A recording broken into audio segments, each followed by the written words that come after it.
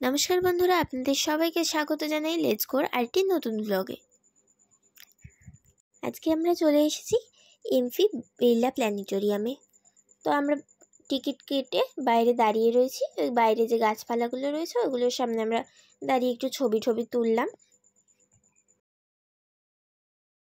প্ল্যানেটোরিয়ামের গেটটার সামনে কি সুন্দর ওই গাছটা রয়েছে, এবং ওই গাছটা থেকে যখন হাওয়া দেওয়ার পর ফুলগুলো ঝরে পড়ছে না, পুরো ওই জাপানে যে চেরি ব্লসমটা হয় ওইটার মতো মনে হচ্ছে।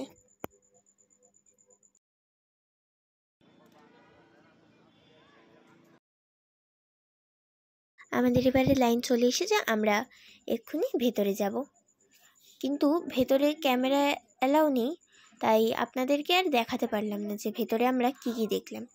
কিন্তু আমরা দেখে এসে বাইরের যে মিউজিয়ামটা আছে প্ল্যানেটোরিয়ামে ওটা দেখব।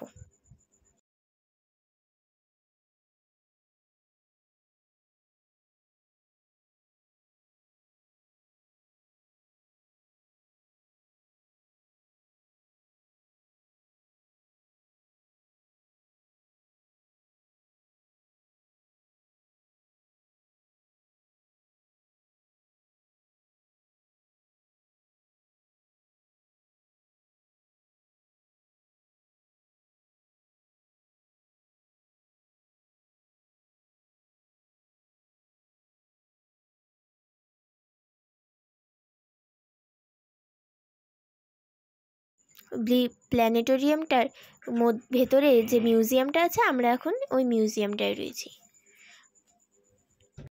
আমরা ভেতরে যে শোটা দেখেছিলাম সেটা ছিল কসমিক কলিশনের ওপর, আর এই মিউজিয়ামটায় সব ওইগুলো নিয়েই দেখানো আছে যে কোন গ্রহের কীরকম কী ভর, কোনটা সূর্যকে পরিক্রমণ করতে কত সময় লাগে, বা নিজের অক্ষের চারিদিকে পাক খেতে কোন গ্রহের কতটা সময় লাগে। ওই শোটার মধ্যে আমরা দেখলাম কিভাবে আমাদের এই পুরো পৃথিবী, সূর্য সব কিছুর উৎপত্তি হয়েছে। আমরা দেখলাম কিভাবে শুধুমাত্র কয়েকটি মহাজাগতিক বস্তুর মধ্যে সংঘর্ষের ফলে একটা নতুন জীবনের সৃষ্টি হলো। যাক, এবার এখান থেকে আমরা বেরিয়ে প্ল্যানেটোরিয়ামটা বাইরে চলে এসেছি।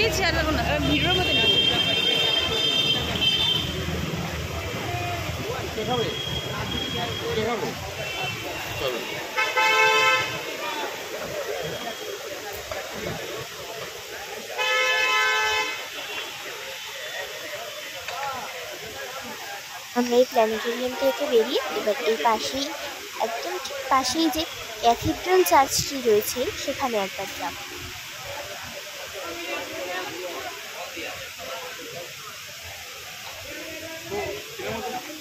এই যে চলে এসেছি চার্চটায়।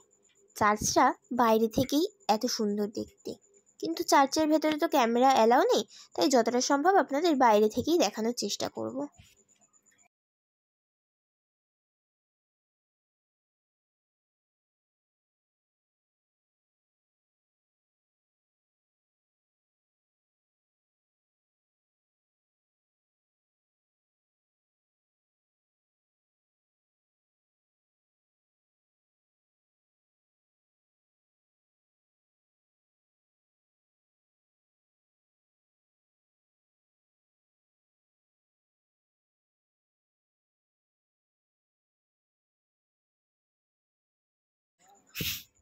চার্চটার ভেতরে গিয়ে আমরা কিছুক্ষণ সময় বসে নিলাম। আজকের ভিডিওটা তাহলে এখানেই শেষ করছি। সবাই ভিডিওটাকে লাইক এবং শেয়ার করে দেবেন, আর চ্যানেলটাকে সাবস্ক্রাইব করে দেবেন। আপনারা সকলে সুস্থ থাকবেন। দেখা হচ্ছে পরের একটা নতুন ভিডিও নিয়ে।